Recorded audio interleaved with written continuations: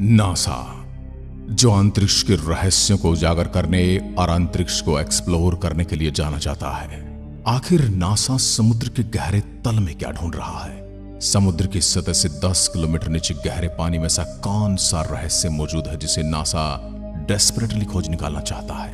बहुत कम लोग इस बात को जानते हैं कि फ्लोरिडा के तट से थोड़ी दूर समुद्र के 20 मीटर की गहराई में दुनिया का इकलौता अंडर वाटर लैब बसा हुआ है, जिसका नाम है एक्वेरियस रीफ बेस। यहां हर साल नासा के 5 से 6 रिसर्चर और एस्ट्रोनॉट्स कई हफ्तों के लिए भेजे जाते हैं, एक खास किस्म के प्रोजेक्ट की खातिर, जिसका नाम है प्रोजेक्ट नीमो। तो क्या नासा को समुद्र के नीचे किसी एलियन लाइफ फॉर्म होने के सबूत मिले हैं, या जीवन पृथ्वी पर कैसे आया इसके रहस्य को खोजने के लिए कोई सुराग मिल गया है, या फिर पृथ्वी पर कोई बड़ी दुर्घटना होने वाली है जिसका एहसास नासा साइंटिस्टों को पहले से लग चुका है, या फिर उन्हें पता चला है कि एलियंस ने बसेरा समुद्र के नीचे बनाया हुआ है और उसी की तलाश में वो समुद्र के गहरे पानी में मौजूद है।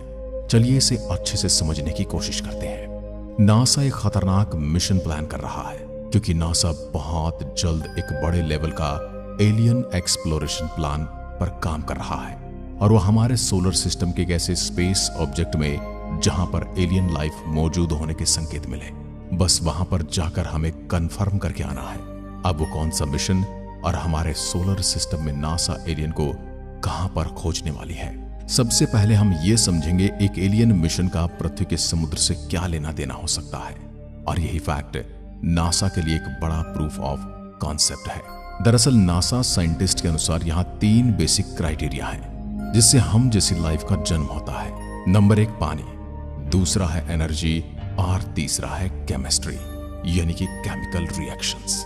हम कितने भी विकसित और इंटेलिजेंट बीइंग क्यों ना हो जाएं, लेकिन अंत में हम सब नॉन लिविंग एटम से ही तो बने हैं। कुछ ऐसे स्पेसिफिक एलिमेंट हैं जो लाइफ को जन्म देने के लिए बिल्कुल जरूरी हैं, जैसे कार्बन, हाइड्रोजन, ऑक्सीजन, सल्फर। ये एलिमेंट्स जब एक दूसरे के साथ एक स्पेशल वे में कंबाइन होते हैं तो इनके इंटरेक्शन, जिसे केमिस्ट्री कहा जाता है, लाइफ का जन्म होता है।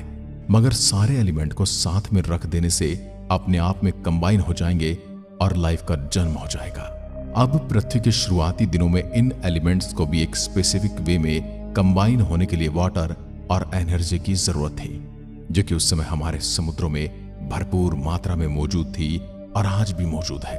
ये एक बहुत ही कॉमन सा कॉन्सेप्ट है कि हम जीव सूर्य के प्रकाश के बिना जी ही नहीं सकते। असल में हम एनर्जी के बिना जी नहीं सकते, और सनलाइट बाकी एनर्जी सोर्सेज में से बस सिर्फ एक सोर्स है। पर हाँ, ये हमें प्रचुर मात्रा में उपलब्ध है और इसके लिए हमें कोई मेहनत नहीं करनी पड़ती।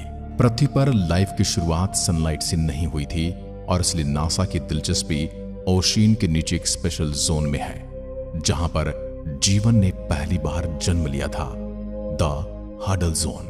हडल जोन ओशियन का सबसे नीचे वाला हिस्सा होता है जो समुद्री तल को टच करता है। कई जगहों पर यह 11 किलोमीटर की गहराई तक जाता है और ये डेंजरस टेरेन से बड़ा होता है, और यहाँ पर पाए जाते हैं हाइड्रोथर्मल वेंट्स, यानी कि अंडर वाटर वॉल्केनो। ये जब फटते हैं तब उबलता हुआ पानी और साथ में मिनरल्स, लावा, स्टीम रिलीज होता है। वेंट से रिलीज हुए पानी का टेम्परेचर अप्रॉक्सीमेटली 400 डिग्री सेल्सियस तक चला जाता है, जो सॉलिड मेटल तक को पिघल सकता है। हमारी अर्थ के एक्सट्रीमली हॉट कोर से आई एनर्जी ने पृथ्वी पर जीवन को जन्म दिया है। इसी एनर्जी की वजह से सबसे पहले कॉम्प्लेक्स बायोमोलिक्यूल जैसे प्रोटीन, लिपिड एक्स्ट्रा बने, जिनसे सबसे पहले यूनिसेल्युलर बैक्टीरिया और वायरसेस को जन्म दिया, और फिर लाखों करोड़ों सालों के म्यूटेशन और इवोल्यूशन के बाद मल्टी सेलुलर प्लांट्स और एनिमल स्पीसीज में तब्दील हो गए। ऐसे हमारी पृथ्वी पर जीवन की शुरुआत हुई, जिससे इंस्पायर होकर नासा दूसरे ग्रहों पर भी जीवन ढूंढ रहा है और तलाश कर रहा है वहां की परिस्थितियों की। अब आता है अगला सवाल, आखिर वो कौन सा स्पेस ऑब्जेक्ट है जिस पर हमें ऐसे ही सिमिलर कंडीशंस मिल सकते हैं? मरकुरी सूर्य के बहुत करीब है, वीनस बहुत ही ज्यादा एसिडिक है और गर्म भी। मार्स को तो हम स्टडी कर ही रहे हैं, और अब तक वहां कहीं पर भी लिक्विड पानी नहीं मिला है। और इसके बाद वाले प्लेनेट वो सारे के सारे गैस जाइंट्स हैं। उधर पानी क्या जमीन तक नहीं है, लेकिन इनके मून तो सॉलिड है ना। उन्हीं मून में से एक है यूरोपा। ये जुपिटर का 4th लार्जेस्ट मून है, जहां पर नासा के डेटा के हिसाब से हमें पृथ्वी के समुद्र जैसा सिमिलर सॉलिड वाटर ओशन छिपा हुआ है। 1979 के वॉयेजर मिशन और 1989 में लॉन्च हुए गैलीलियो मिशन ने जब यूरोपा के क्लोजअप इमेजेस लिए और स्पेक्ट्रोस्कोपिक डेटा को जब स्टडी किया गया तो यह पता चला, वैसे तो यूरोपा का सरफेस पूरा सॉलिड आइस से कवर है, लेकिन जुपिटर की स्ट्रॉन्ग ग्रेविटी की वजह से यूरोपा का सरफेस स्ट्रेच और स्क्वीज होता है। इसे कहते हैं टाइडल फ्लैक्सिंग। अब ये कांस्टेंट पुश एंड पुल की वजह से प्लेनेट का कोर एक्टिव है और इसमें मैसिव जियोथर्मल एनर्जी जनरेट होती है, जिसके कारण सरफेस के नीचे का वाटर लिक्विड स्टेज में ही बना रहता है। और इसके मैग्नेटिक फील्ड के सिग्नेचर से यह प्रूफ हुआ है कि वहां पर ग्लोबली सॉल्ट वाटर ओशन मौजूद है। जो मजेदार बात यह है कि साइंटिस्ट ने यह भी कैलकुलेट किया है कि यूरोपा के ओशन में पृथ्वी से दुगना पानी है और अर्थ ही की भांति यूरोपा का भी कोर जियोथर्मल एनर्जी से भरा पड़ा है और इनके ओशन का कंपोजिशन बिल्कुल सिमिलर ही है। इसकी वजह से यहां पर भी हाइड्रोथर्मल वेंट मिलने के चांसेस सबसे ज्यादा हाई हैं। यूरोपा के एनवायरनमेंट और सरफेस कंपोजिशन में वो फंडामेंटल एलिमेंट्स भी मौजूद हैं जो जीवन की बायोकेमिस्ट्री को सपोर्ट कर सकें, जैसे कार्बन, हाइड्रोजन, सल्फर एटसेट्रा। इसी वजह से नासा यहां पर अपना स्पेस प्रोब भेज रहा है। यह मिशन इतना अमेजिंग होने वाला है और यह नॉर्मल मिशन बिल्कुल नहीं होगा।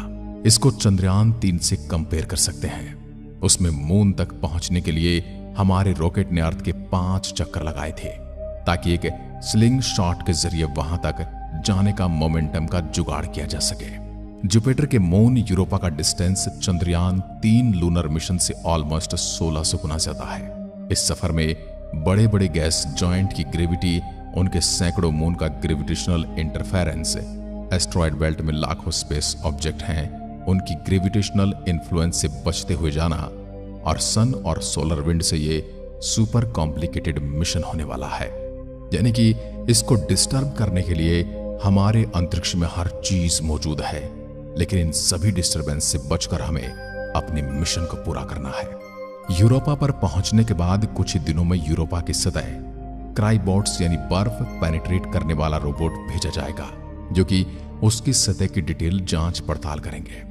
अभी के एस्टिमेट के हिसाब से यूरोपा पर मिनिमम 2 किलोमीटर से लेकर 20 किलोमीटर तक की मोटी बर्फ की परत हो सकती है, जिसे पेनिट्रेट करके प्रोब को नीचे गहरे पानी में पहुंचना होगा, जिसे करने में सालों का वक्त लग सकता है और हो सकता है कि वो एक कर भी ना पाए।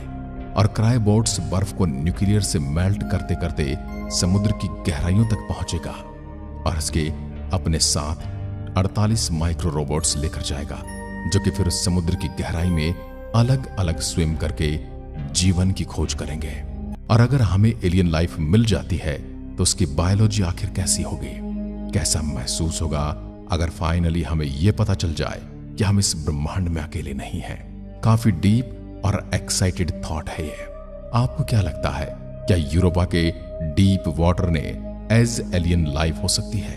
इस मिशन के जरिए आज दुनिया भर की स्पेस एजेंसी एलियन लाइफ को खोजने की सदियों से कोशिश कर रहे हैं। यूरोपा तो फिर भी हमारे बहुत नजदीक है। हमारे पास तो आज के समय में ऐसे ऐसे यंत्र हैं जिससे हम लाइफ के evidence million of light years दूर तक खोज पाते हैं, लेकिन अब तक हमें एलियन लाइफ होने का कोई प्रमाण नहीं मिला है और हम जीवन के जन्म को उसी तरह से स्टडी करने की कोशिश कर रहे हैं जिस तरह से जीवन पृथ्वी पर इवॉल्व हुई थी। जीवन के जन्म लेने के और भी कई तरीके हो सकते हैं जो अब तक हमें पता ही नहीं है, और हमें तो ये भी नहीं पता कि जब पृथ्वी पर जीवन आया तो वो कैसे आया। हमें सिर्फ पृथ्वी वाले मॉडल के आधार पर हमारी खोज कर रहे हैं, जिसका हमें आधा अधूरा ही ज्ञान है, जो कि एक्सट्रीमली रेयर हो सकता है। लेकिन ये सब कुछ अच्छे से पता होने के बावजूद भी आज दुनिया के बेस्ट ब्रेन बेस्ट साइंटिस्ट एकजुट होकर अपनी नेशनैलिटी, अपने रंग सब कुछ भुलाकर कंधे से कंधा मिलाकर उस 1% चांस को पूरा करने के लिए जुटे हुए हैं। और तलाश कर रहे हैं इस ब्रह्मांड में हमारी पृथ्वी के अलावा किसी ऐसे ग्रह की जहां माइक्रोब से लेकर बड़े बड़े विशाल डायनासोर तक कोई भी जीवन मिल जाए। आपको क्या लगता है कि वैज्ञानिकों की तलाश कभी पूरी होगी? यदि हां तो कमेंट में लिखकर जरूर बताइए। जय हिंद, जय भारत।